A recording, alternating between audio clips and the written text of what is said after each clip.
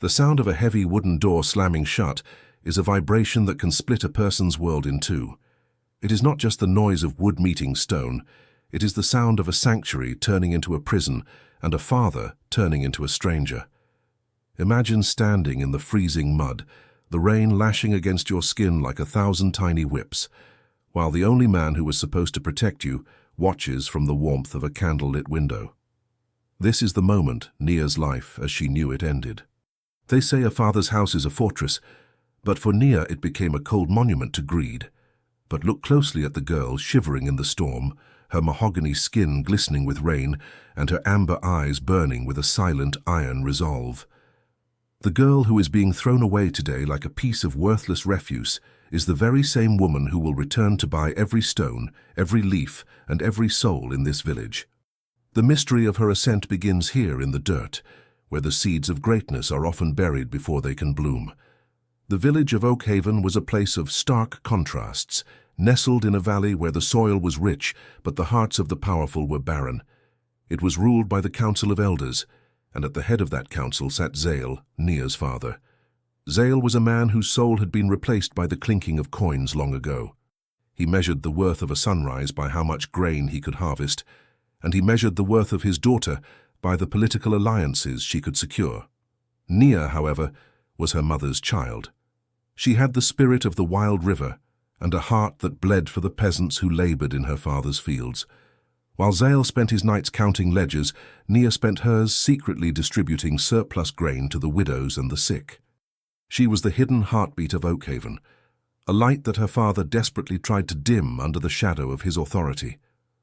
The tension between them reached a breaking point on a night when the moon was hidden by thick, suffocating clouds. Zale had arranged a marriage for Nia with Lord Borin, a man twice her age whose reputation for cruelty was matched only by the size of his treasury. To Zale, this was the ultimate business deal. To Nia, it was a death sentence. "You are my blood, not my property," Nia had shouted, her voice echoing through the vaulted halls of their manor. Zale's face had contorted into a mask of pure, unadulterated rage. He didn't see a daughter standing up for her dignity. He saw a rebellious asset devaluing his investment. In his eyes, a daughter who would not obey was a mouth he no longer wished to feed. The argument escalated until Zale, fueled by a pride that knew no bounds, grabbed Nia by the arm and dragged her toward the entrance. It is a profound thing to realize that while Nia's struggle is deeply personal, it is a story that resonates in every corner of our world. We share this tale in English, a language that acts as a bridge between continents and cultures. From the lush landscapes of Nigeria and the bustling streets of London to the sun-drenched shores of the Philippines and the vast plains of Texas, this language allows us to connect through the shared human experience of betrayal and triumph. As Nia stands there, abandoned at the threshold of her former home, I am truly curious to know where you are joining us from today. In which part of this great global village are you watching Nia's story unfold? Please drop a comment with your country. Your presence here is what makes this community so vibrant and strong. The final push was brutal. Zale threw Nia into the rain-soaked street, her knees hitting the jagged stones with a sickening thud. "You leave with nothing!" Zale bellowed from the doorway, his silhouette framed by the golden warmth of the hearth she was no longer allowed to share. "No dowry, no name, and no father. If you think you are so independent, let the world provide for you. Do not return until you can crawl back on your knees begging for my forgiveness." Nia didn't cry. She stood up, wiped the mud from her mahogany face, and looked her father straight in the eyes. In that moment, the fear that had governed her life vanished. "I will not return on my knees, father," she whispered, her voice cutting through the sound of the rain. "But I will return. And when I do, I won't be asking for a place in your house. I will be deciding if you still have a place in mine." She turned her back on the light and walked into the absolute darkness of the forest. Behind her, the door slammed shut again, the heavy bolt sliding into place with a finality that felt like a funeral. She had no shoes, no cloak, and not a single coin in her pocket. All she had was the fire in her soul and a memory of a distant city her mother had once told her about, a place where silk and spice were traded for dreams. She didn't know how she would survive the night, let alone the journey, but she knew one thing for certain. The girl who left Oakhaven died in that mud, and the woman who was born in the storm would never be broken again.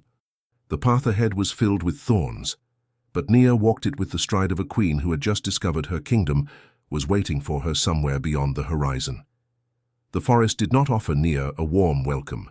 It offered her a choice: adapt or vanish. For 3 days, Nia wandered through the dense undergrowth, her feet torn by brambles and her stomach aching with a hunger that felt like a physical weight. Every shadow seemed to whisper her father's name, reminding her of the comfort she had lost.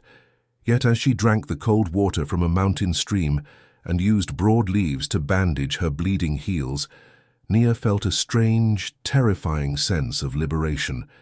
In the village of Oakhaven, she was a daughter, a pawn, a future wife. Here, in the wild, she was simply a human being with the will to survive.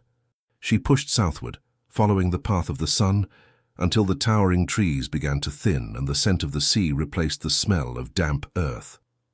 By the 5th day, the horizon transformed. Before her lay the port of Azure, a chaotic, pulsating metropolis of trade that made Oakhaven look like a sleepy pond. The city was a kaleidoscope of colors, sounds, and smells. Ships with massive sails of crimson and white docked at the piers, unloading crates of ivory, barrels of salted fish, and bolts of shimmering silk. Nia stood at the edge of the docks, a ghost of a girl in a mud-stained dress, watching the flow of wealth with wide, hungry eyes. She had no silver to buy a bed or bread, but she had something the wealthy merchants lacked. She had spent her entire life watching her father's accounting books. She knew the language of profit, and she knew how to find the cracks in a man's greed. Her first job was far from glamorous. She found work in the spice district, cleaning the stone stalls of Master Kyle, a man whose heart was as dry as the peppercorns he sold. Her job was to sweep the spilled turmeric and cinnamon from the floor, breathing in dust that made her throat burn. But as she swept, she listened. She heard the merchants arguing over the price of salt. She heard the ship captains whispering about the storms in the northern passages that had delayed the silk shipments. She realized that in a city of millions, information was the only currency that truly mattered. She began to collect the leftovers, the tiny amounts of rare spices that fell into the cracks, and instead of throwing them away, she meticulously cleaned and sorted them. It is truly inspiring to watch Nia's resilience as she begins to build a life from the very dust beneath her feet. Her journey from the mud of Oakhaven to the bustling markets of Azure is a testament to the power of a determined spirit. Just as Nia began to gather her first few copper coins through hard work and sharp observation, we are building a community here based on the love of these powerful stories. If you are finding strength in Nia's rise and want to see how she eventually turns the tables on her father, please take a second to subscribe to the channel and leave a like on this video. Much like Nia's small savings, every bit of support from you helps our community grow into something magnificent. Your engagement is the wind in our sails that allows us to keep exploring these legends of triumph together. After months of labor, Nia noticed something everyone else had overlooked. A specific type of indigo dye, rare and vibrant, was being sold as a low-grade stain because it arrived in clumpy, unrefined blocks. The merchants hated it because it was difficult to process, but Nia remembered an old weaver's trick her mother had once mentioned. By mixing the resin with a specific mountain mineral, the dye became a brilliant, permanent cobalt that didn't fade in the sun. She used her meager savings to buy a small crate of the discarded indigo. In the small room she rented above a fishmonger, Nia worked through the night, refining the dye until she had a jar of liquid blue that looked like the very heart of the ocean. She took her creation not to the common markets, but to the High Weavers' Guild. When the master weaver saw the brilliance of Nia's indigo, his eyes nearly popped out of his head. He had never seen a blue so deep, so regal. Nia didn't just sell him the jar, she negotiated a contract. She would provide the refined dye exclusively to his guild in exchange for a percentage of every garment sold. For the first time in her life, Nia wasn't working for a daily wage. She was building an empire. She was no longer the girl who cleaned the spice stalls. She was the woman who controlled the color of royalty. Her mahogany skin, once covered in mud, was now draped in the very silk she helped create. Despite her growing wealth, Nia lived modestly. She didn't buy jewelry or palaces, she bought debts. She began to study the ledgers of Oakhaven from afar, using her connections to discover that her father's greed was finally catching up to him. Zale had over-leveraged his lands, taking massive loans to fund a failing expansion of his grain silos. He was a man who understood how to take, but he had forgotten how to build. Nia watched from the port of Azur as her father's empire began to crack. She was no longer a victim waiting for an apology. She was a predator waiting for the right moment to strike. The girl who was thrown into the streets was gone, replaced by a merchant of shadows who was preparing to buy back the world that had rejected her. In the gilded chambers of the port of Azur, Nia was no longer a name whispered in the spice stalls. She had become a ghost that haunted the dreams of the wealthy. To the world, she was known only as the Lady of the Ivory Coast. She was a figure of mystery, who sat behind a screen of intricately carved sandalwood during negotiations, her presence announced only by the faint scent of sea salt and refined indigo. Her mahogany skin was now draped in the finest cobalt silks, and her amber eyes, once wide with the terror of the storm, had sharpened into the keen instruments of a master strategist. She had learned that the most powerful weapon in the world was not a sword of bronze or a wall of stone, but a simple ledger filled with the secrets of men's failures. While her father Zale had spent his life building walls to keep people out, Nia spent hers building bridges to bring the world's wealth to her feet. The transformation of the girl into the merchant of shadows was not merely about the accumulation of gold, it was about the acquisition of influence. Nia understood that money was a fickle tide, but debt was an anchor. She didn't just sell dye and spices anymore. She bought the rights to shipping lanes, the deeds to crumbling warehouses, and most importantly, the promissory notes of desperate men. Her network of informants, many of whom were the very beggars and orphans she had once befriended in the streets, fed her information like birds bringing seeds to a nest. She knew which merchant was gambling away his profits, and which elder was skimming from the village treasury. She moved through the economic landscape of the coast like a predator in high grass, silent, invisible, and utterly inevitable. While Nia's star was rising to the zenith, the village of Oakhaven was sinking into a dark, suffocating abyss. Elder Zale's greed had finally blinded him to the reality of the changing world. He had tried to force the earth to give more than it could yield, overtaxing the farmers until they had no seeds left for the next season. The great silos he had built with borrowed money stood like hollow monuments to his vanity, empty and echoing. The drought that had hit the region was severe, but the drought of leadership was even worse.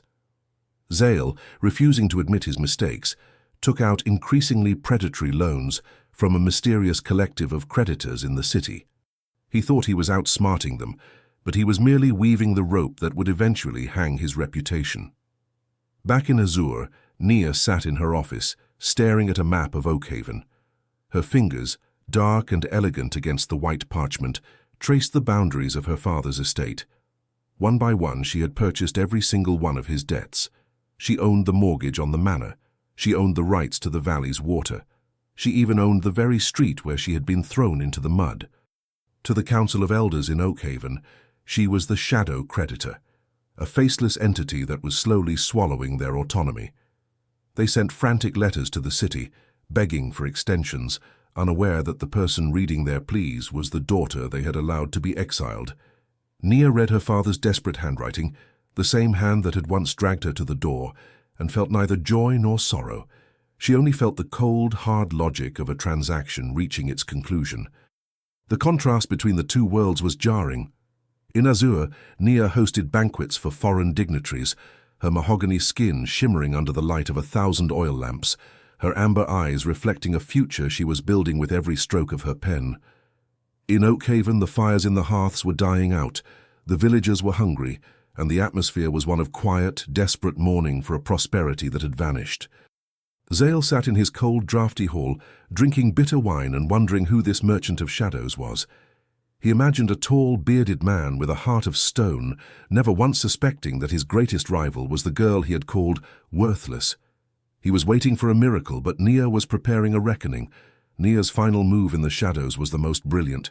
She didn't just buy the land, she bought the loyalty of the people. She began to use her agents to secretly funnel food and medicine into the village, bypassing the council entirely. The villagers started to whisper about a lady of mercy who was keeping them alive while their elders failed them. Nia was winning the hearts of the people before she even stepped foot back on the soil. She was creating a vacuum of power that only she could fill. She was not just a merchant anymore, she was a sovereign in waiting. The girl who had left Oakhaven with nothing had become the foundation upon which the village's survival now rested. As the final month of the debt cycle approached, Nia ordered her finest carriage to be prepared. She didn't want a simple return, she wanted a manifestation of her power. She selected a caravan of 20 wagons filled with grain, silk, and gold. She dressed herself in a gown of midnight blue, embroidered with golden thread that caught the light like the stars she had slept under in the forest. She looked in the mirror one last time, her amber eyes glowing with the fire of 1,000 suns. The merchant of shadows was stepping out of the darkness and into the light. She was ready to cross the threshold that had once been her breaking point, but this time, the door wouldn't be slammed in her face. This time she would own the door, the house, and the man standing behind it. The stage was set for a homecoming that Oakhaven would never forget. The morning of the final deadline dawned over Oakhaven, not with a shout, but with a terrifying, suffocating silence. The sun rose behind a veil of grey mist, casting a pale, ghostly light over the empty grain silos and the withered fields that had once been the pride of the valley. For Elder Zale, the silence was the sound of his own undoing. He stood on the very same balcony where he had once watched his daughter disappear into a storm, his hands trembling as he clutched a stack of legal parchments. His mahogany skin, once smooth and radiating the confidence of a king, was now lined with the deep trenches of stress and sleepless nights. His manor, the fortress of his pride, felt cold and hollow. He had spent the last few weeks trying to find a way out, a loophole, a hidden reserve of gold, but there was nothing left. The merchant of shadows held every string of his life, and today that person was coming to pull them. Down in the village square, the people gathered in hushed groups. They had heard the rumors of the shadow creditor coming to collect the debt. They expected a ruthless tyrant, a man in black armor who would cast them out of their homes just as Zale had cast out his own blood. They feared that the little food they had left would be seized to pay for the elders' mistakes. The air was thick with the scent of dust and the metallic tang of fear. Zale descended the stairs of his manor, flanked by the remnants of the Council of Elders. They tried to walk with dignity, but their shoulders were hunched and their eyes were darting toward the southern road. They were men waiting for a storm, unaware that the storm had a face they once knew by heart. Then the sound began, a low rhythmic thrumming that vibrated through the dry earth. It started as a faint jingle of bells and the heavy, synchronized thud of many hooves. From the southern horizon, a line of light began to emerge, cutting through the grey mist like a golden blade. It was not an army, but a caravan of such staggering wealth that the villagers gasped in unison. There were 20 massive wagons, each draped in banners of the deepest cobalt blue, the color of the legendary indigo dye from the coast. The wagons were pulled by powerful obsidian black horses with silver harnesses that sparkled in the morning light. As the caravan entered the village gates, the scent of the desert and the sea filled the stagnant air, cloves, cinnamon, and the fresh, salt-tinged breeze of the port of Azure. The lead carriage was a masterpiece of sandalwood and gold filigree, pulled by 4 white stallions. It stopped exactly at the center of the marketplace, directly in front of the shivering council of elders. The villagers stood back in awe, their eyes fixed on the carriage door. Zale stepped forward, clearing his throat to find a voice that had nearly deserted him.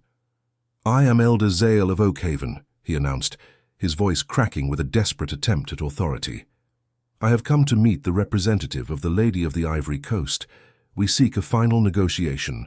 We have plans for the next harvest that will surely cover the interest." He bowed his head slightly, the ultimate gesture of submission from a man who had never bowed to anyone. The silence that followed was heavy and expectant.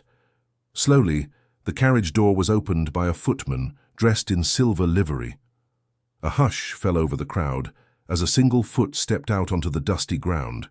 It was adorned in a delicate sandal made of golden leather, encrusted with small sapphires. Then the figure emerged. She was tall and regal, her mahogany skin shimmering with a healthy glow that looked like polished bronze under the morning sun. She wore a gown of flowing cobalt silk that moved like water around her ankles, and a mantle of golden mesh that caught every stray beam of light. Her amber eyes, sharp and filled with a terrifying intelligence, scanned the crowd until they landed on the man standing at the front. Zale felt the air leave his lungs. He stared at the woman, his mind refusing to accept what his eyes were seeing. The merchant of shadows, the powerful creditor who owned his lands, his home, and his very name, was not a stranger from a distant land. She was the worthless girl he had thrown into the mud. She was the daughter he had told to never return unless she was on her knees. But Nia was not on her knees. She stood before him like a queen returning to a reclaimed kingdom. The villagers began to whisper, the name Nia rippling through the crowd like a wildfire.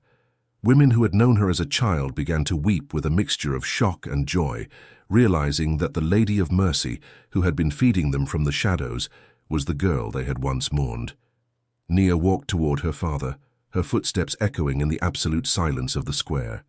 She stopped just inches from him, her height nearly matching his, her presence overwhelming the space he had once occupied so dominantly. She didn't speak at first. She simply looked at him, her amber eyes reflecting the years of struggle, the cold nights in the forest, and the hard-won victories in the markets of Azure. Zale's mouth hung open, his hands dropping the parchments which fluttered into the dirt at her feet. "Nia?" he whispered, his voice trembling with a mixture of shame and disbelief. Nia looked down at the documents in the mud, the deeds to his life, and then looked back at his face.